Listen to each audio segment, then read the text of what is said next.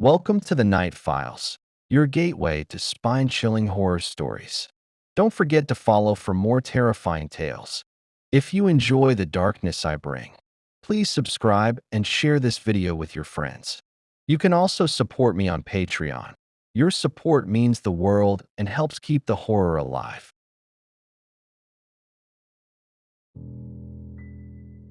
My name is Kevin. I work the night shift at a gas station on Route 59. It's the kind of place people only stop at when they're lost, low on gas, or too tired to keep driving. The sign outside is old. Half the lights are dead. At night, it just says TPUGS. Locals joke and call it the Guts Stop. Sometimes I wonder if it's a joke at all. I started the job 3 weeks ago. It was supposed to be simple. Stay awake, man the register, restock the drinks, and don't fall asleep. That's it. Nothing ever happens out here at night, except for Pump 6. I didn't notice anything wrong at first. The first few nights were boring. No customers after midnight. Just crickets and an old vending machine that sometimes made clicking noises. But on my 7th shift, at exactly 2:13 a.m., something strange happened. I heard a click, then a low hiss, like gas being pumped. But when I looked out the window, there was no car at Pump 6. I stepped outside. Cold wind hit my face. The place was empty, silent. I walked over to Pump 6. The nozzle was off the hook, hanging down, swinging like someone had just let go. And the digital screen? It was counting, but there was no one there. No car. No smell of gas. Nothing. I pressed the emergency stop button. The pump froze. I felt a strange chill crawl up my back. I hung the nozzle back and walked inside. I didn't know it yet, but that was the last normal night I'd ever have. 2:34 a.m. The lights in aisle 3 flickered. Only aisle 3. It was the snack aisle. Chips and candy. The lights buzzed for a second. Then I heard it. Footsteps. Crunching. But not from the floor. From the bags of chips. Like someone was walking on them. Crushing them. I looked down the aisle. No one was there. But a bag of Doritos was ripped open. I didn't clean it. Not that night. I sat behind the counter, staring at the monitor, watching Pump 6. It stayed empty until morning. When my manager showed up at 6 a.m., I told him what happened. He didn't even blink. Just looked at me and said, "Don't worry about Pump 6. Just let it be." Then he walked into his office and closed the door. That was the first night. I should have quit, but I didn't. And the next night, Pump 6 started pumping again, by itself. And that time, something looked back at me. The second night, I arrived early. My hands were shaking. I told myself it was just stress, that the pump glitch was a tech issue, that the footsteps in the snack aisle were rats or wind or whatever helped me sleep at 6 a.m. But I knew better. And deep down, I was terrified to look at Pump 6 again. It was already dark. The lot was empty except for an old Ford pickup near the dumpsters. A guy I hadn't seen before was smoking next to it. He wore a worn-out leather jacket and had long, greasy hair. As I passed him, he looked up and said, "You're the new night guy?" I nodded. He took a long drag on his cigarette, exhaled, and muttered. "Don't go near Pump 6. Then he got in his truck and drove off. I stood frozen for a moment. How did he know? I didn't tell anyone, only my manager, and he acted like it was nothing. I walked inside. 2 a.m. The pumps were quiet, but the lights in aisle 3 flickered again. Always aisle 3. I stayed behind the counter, eyes on the monitor. The screen showed each pump, black and white, grainy footage. Pump 6 stayed empty until it didn't. At 2:11 a.m., a car pulled in. I sat up straight. Old sedan, rusted sides, one headlight. It stopped at Pump 6. A man stepped out. He wore a thick black coat and a baseball cap pulled low. I couldn't see his face. He walked slowly to the pump, lifted the nozzle, and started fueling. The price began to climb. $2.01, $2.02, $2.03. But here's the thing. The car was already full. I'd seen it when it pulled in. The tank was capped. There was nowhere for the gas to go. I grabbed the intercom and pressed the button. "Sir, do you need help?" He didn't respond. Just stood there, pumping, even though there was nothing being pumped. The numbers on the screen didn't stop. $9.76, $10.12, $10.49.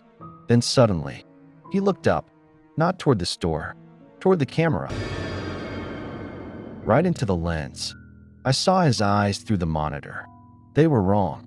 Too wide, too dark, like there were no whites at all. He raised one hand slowly and waved at me. I stumbled back from the monitor, heart pounding. When I looked again, the car was gone.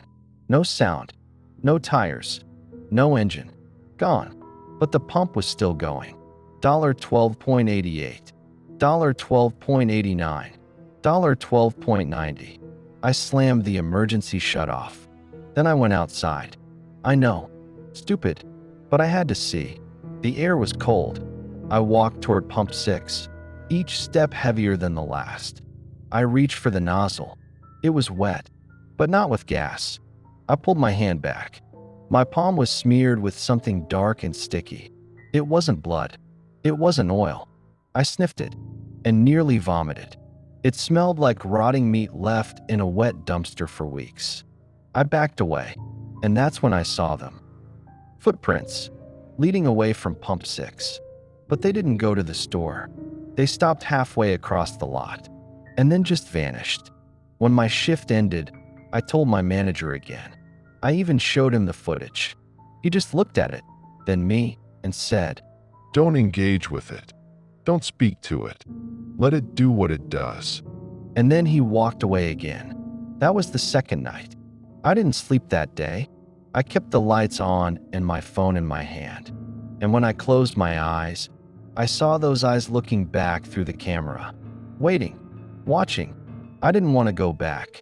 I sat in my car for 20 minutes, parked across the road, engine running. I stared at the gas station. The broken sign buzzed in the dark. The G and A were flickering again. Now it read TPU. It felt like it was counting down. I finally walked in. Same routine. Clock in. Sweep the floor. Check the drinks. I told myself I wouldn't look at pump 6 tonight. Not even once. That promise lasted about 15 minutes. Because the monitor in front of me flashed. Not the cameras. Just the monitor. It went black, then flickered back to life. Only one camera feed was working. Pump 6. Everything else was static. And on that single screen, a face, pressed against the lens, like it was trying to get in. I jumped back. I ran outside, but the lot was empty. The air was freezing and totally silent. Even the crickets had stopped. I walked toward pump 6. Every step felt wrong, like I was being pulled forward. Then I saw it. Something scratched into the side of the pump. For letters, KEV. That's my name. No one else at the station is named Kevin. No one but me. I stumbled back, ran into the store, locked the doors. I watched the camera feed. Still just pump 6. Still just that face. Not moving. Just watching. The rest of the night, I hid behind the counter. Lights flickered. Aisle 3 buzzed again. I could hear faint breathing from somewhere near the cooler. But I didn't move. Didn't speak. Didn't blink. Until dawn. When I got home, something strange happened. I turned on my bathroom light, and the bulbs popped. All of them. The mirror cracked right down the middle. And in that crack, I saw a reflection that wasn't me. Same face. Same eyes. The ones from the camera. Now I hear tapping on my windows at night. Always around 2:13 a.m. Always 3 taps. Always followed by silence. I stopped answering my phone. Stopped checking the cameras. But it doesn't matter. It's following me now. Tonight, I go back to work. But I'm bringing something with me. A hammer. A can of gas. And a lighter. I don't care what the manager says. I'm going to end this. I'm going to destroy Pump 6. I pulled into the station at exactly midnight. The lot was empty. No cars. No wind. No sound. Pump 6 stood alone, bathed in the flickering overhead light, like it was waiting for me. And maybe it was. The hammer was in my backpack, the gas can in the trunk. I walked across the lot slowly, each footstep echoing too loud, like the world was listening. My hands trembled as I poured gas on Pump 6, all over the metal, the keypad, even the camera lens. It didn't resist. It just stood there. Then I took out the lighter. I flicked it once, twice. On the third try, the flame caught. And right before I dropped it, it spoke, not out loud, inside my head. A voice like radio static and screams buried in static said, If you burn me, I'll follow you forever. I froze. I saw images in my mind. Flashes. My house burning. My mother crying blood.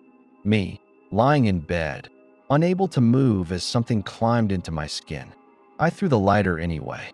The flames whooshed up instantly. Pump 6 burned. The fire rose fast, too fast, searing the air, lighting the night in orange. I backed away and heard laughter. Not human, not from this world. It echoed from inside the pump, from beneath the ground, like it came from deep under the station.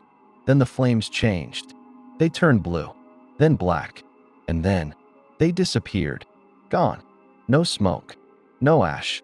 Pump 6 stood there, untouched. That's when it stepped out. The man, same coat, same baseball cap, same eyes like deep, empty wells. He walked straight toward me. I couldn't move. He got close, too close. His breath smelled like dirt and rot and gasoline. He leaned in and whispered, You should have let me sleep. I blacked out. When I woke up, I was back behind the counter. Shift almost over. Everything normal. Pump 6 on the monitor. Idle. Waiting. But it wasn't over. Because now, every time someone fuels up there, I hear them screaming. Not with their mouths. In my head, I hear them crying, begging, as if something is being pulled from them. Their energy, their time, their souls. And I can't quit. I tried. The manager said. We all tried, Kev. He showed me a photo from years ago.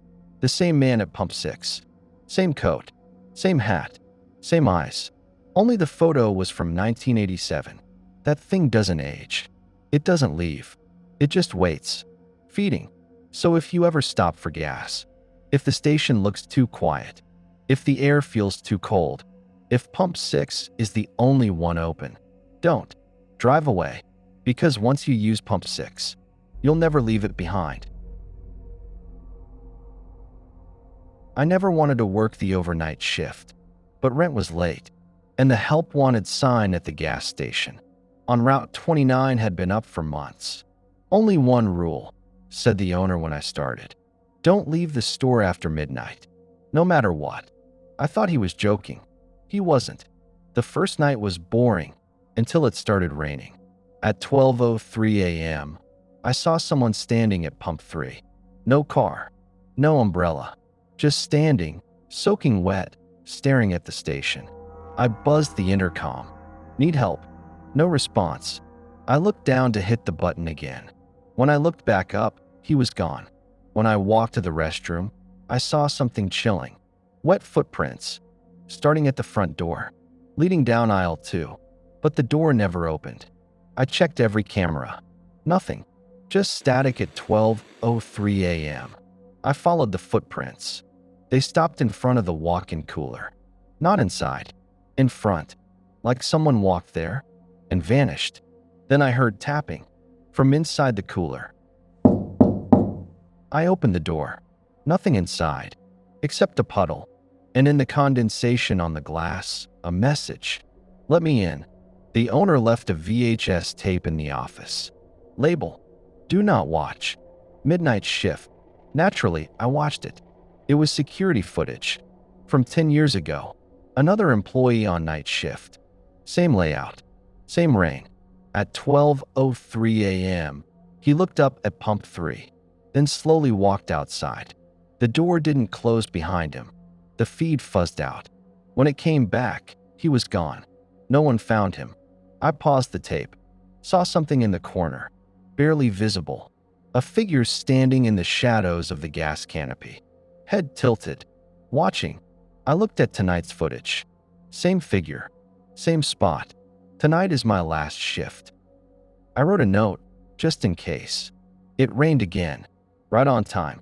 At 12:03, the intercom buzzed by itself. I didn't press it. It spoke. You open the door. Now we all come in. All screens went black, except one. The bathroom feed. A soaking wet man standing in the corner. Not moving, not blinking, just smiling. The lights in the store blew out one by one. Footsteps squished across the floor. Closer, closer. I ran to the office, slammed the door, and now I'm writing this. If anyone finds it, don't work the night shift. Don't watch the tapes. And whatever you do, never open the door after midnight. I transferred to a remote station in the mountains of West Virginia. Locals called the road it sat on Devil's Backbone. They said the mountain curves spell the devil's name when traced. I didn't care. I just needed the paycheck. First shift. Owner hands me the keys and says, if anyone asks to pump gas between 3 o'clock and 3:15 a.m., say we're closed. Lock the doors. Don't look them in the eyes. No explanation. At 3:04 a.m., a black truck pulled up. Old, rusted, no plates. A man in a suit got out. He walked too smooth, like he was gliding. He tapped on the glass. I mouthed, closed. He smiled and held up 4 fingers. Exactly 3:04. He knew. After he left, strange things started happening. Lights flickered in patterns. Pump 2 started charging fuel, though no one was there. I checked outside. There were footprints in the snow, but no tracks leading to them. Every mirror in the station cracked. At the same time, I blinked. When I opened my eyes, he was inside. Same man, suit soaked in black tar. He was standing by the snacks. He didn't move, didn't speak, just stared. I locked myself in the office. He never tried to enter. He just stood there, waiting. The station radio crackled on by itself. A voice whispered through static. Do you know what road you're on? I didn't respond. The voice laughed. A dry, scraping sound. Then, This isn't a road. It's a gate. I opened the store door at dawn. The man was gone, but burned into the sidewalk, where he had stood, were the words. We count in 4s. 3:04 again. The next night, same time, same truck. Only this time, 4 men stepped out, all in black suits. Identical. Each raised one hand. 4 fingers. They stood in a perfect line outside pump 4. Not speaking, not blinking, just waiting. Then I saw something horrible. On the roof of the station, a 5th figure. Tall, arms too long, head bent backwards, eyes like burning coals.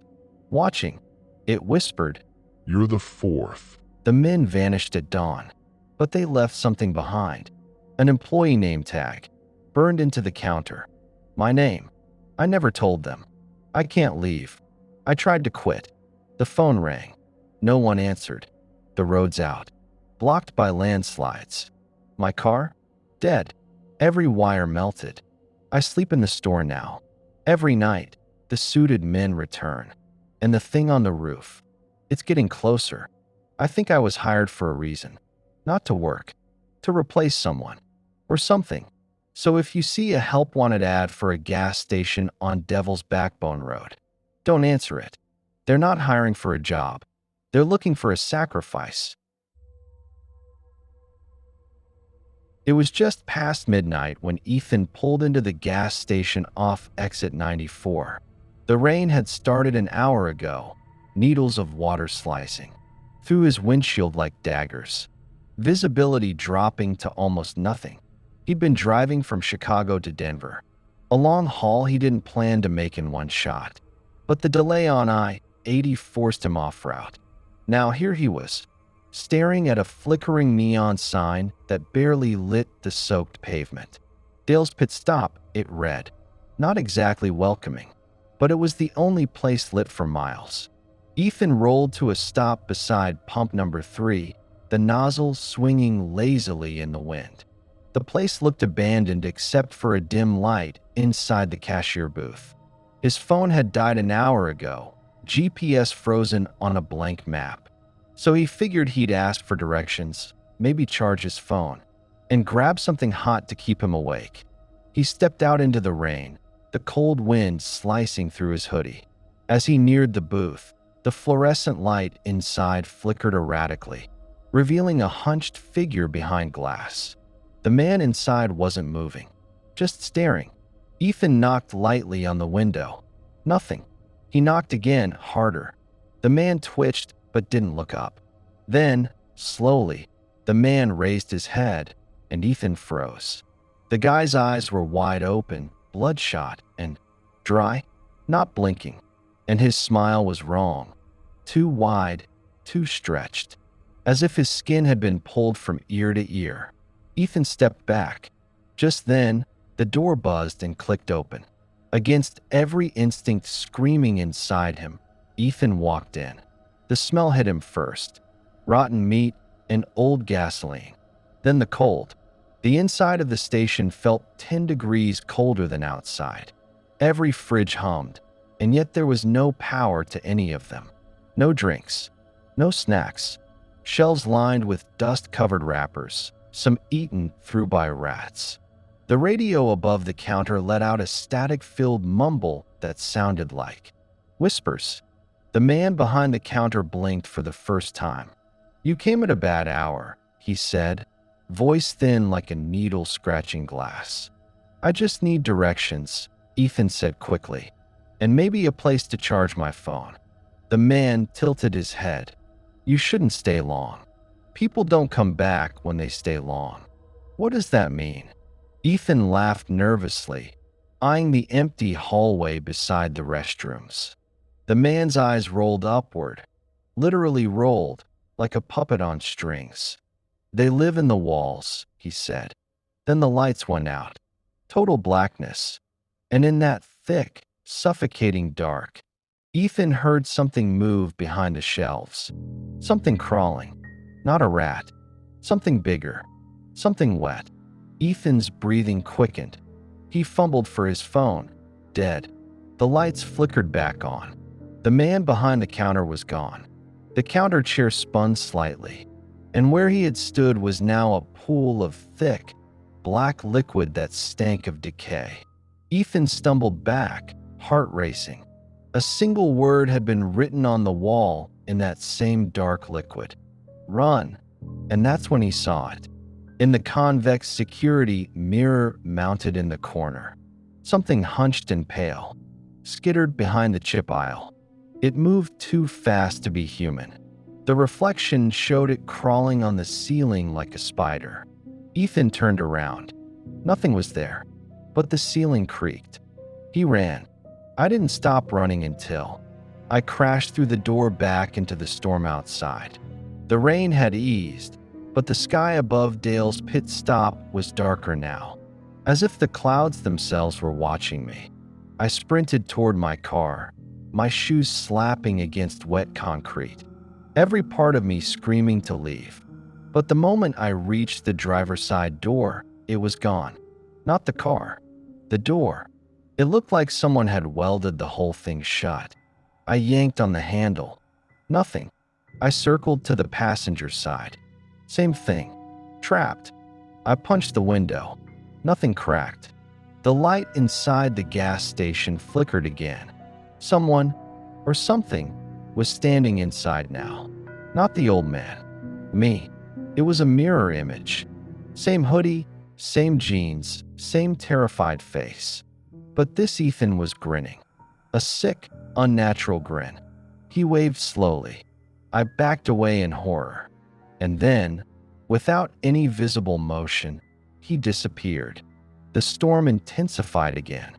Thunder rumbled across the empty highway, and when I turned around, I saw something that made my blood freeze. The exit sign now read, "Exit 94, no way out."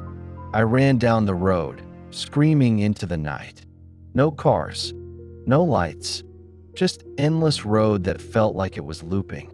I passed the same half-crushed soda can, the same dead raccoon, the same waterlogged sneaker lying by the roadside. No matter how far I ran, I kept coming back to the gas station. The fourth time I passed it, I gave up and collapsed on the wet ground. And that's when I heard the whisper again, not from the gas station, from beneath it. The concrete rumbled beneath my palms, and I swear I could hear scratching. No, clawing, like something trying to break through the floor from underground. The pumps hissed. I looked up to see the digital screens blinking. Wildly, every single one read the same message. "Don't let it out. Don't let it out. Don't let it out." I crawled backward toward the road as the hissing grew louder. And then, from behind the building, a low growl. Deep, wet, hungry. Something was coming. I knew I had no choice. If the road was a loop and the car was sealed, then the only place left was inside. Back into that rotting tomb. Back into Dale's pit stop. I pushed the door open slowly. The rot smell was stronger now, pungent and sour. The counter was smeared with claw marks, and the floor tiles were cracked open as if something had burst from beneath. I made my way to the back hallway, past the restrooms and broken vending machines. At the end was a storage room. The door hung open, swinging slightly. Inside, a hatch in the floor. Unlocked. Waiting. Stupid as it was, I opened it and climbed down the rusted ladder into the dark. The air grew thick, wet. Breathing was like inhaling through a sponge soaked in blood. The tunnel stretched endlessly. Dirt walls, wood beams warped with rot. Something whispered constantly, just out of reach, like 1,000 voices bleeding into each other. And then I saw the markings, symbols, etched into the walls with black tar or blood. Some were crosses, but bent at odd angles. Some looked like eyes. One was just a mouth full of teeth. Further down, I found the bodies. 5 or 6 of them, mummified in plastic and wire, hanging from hooks. Faces distorted, eyes open. One of them was wearing a name tag. Dale, manager. They were all smiling. Too wide, too wrong. Suddenly, footsteps above. Something was descending the ladder. Slowly. Scrape. Pause. Scrape. No breathing. I ducked behind a pile of crates and waited. Whatever it wasn't walking like a man. Its limbs scraped the rungs. Then something heavy landed behind me. I held my breath. It sniffed the air and spoke in a voice like shredded paper. "You shouldn't have come down here, Ethan." It knew my name. I turned to run but tripped. My flashlight rolled away. And in that brief beam of light, I saw it. Pale, hairless, arms too long, fingers dragging, eyes like sunken glass. Its mouth opened, and it screamed. The scream was so loud it felt like it was inside my skull. Blood spilled from my nose as I scrambled blindly through the tunnel, crashing into crates, bones, corpses. Somewhere behind me, it followed, crawling like a lizard, scraping the walls with its claws. I found another hatch, wooden, marked with the symbol of the mouth. I opened it and fell through, right back into the gas station. But this time, it wasn't night. The sky was crimson. The world outside was burning. And the pumps? Pumping blood instead of gasoline. There were people lined up. Blank faces. Dead eyes. Each one walked up, took the pump, and let the blood pour into their mouths like it was water. I screamed and turned away, right into the face of my doppelganger. Grinning, he spoke calmly. "You brought it out." I shook my head, backing away. "You were supposed to keep it inside, Ethan," he said. "It was sealed, contained. Now it's hungry. Now it wants the world." They were all smiling. Too wide, too wrong.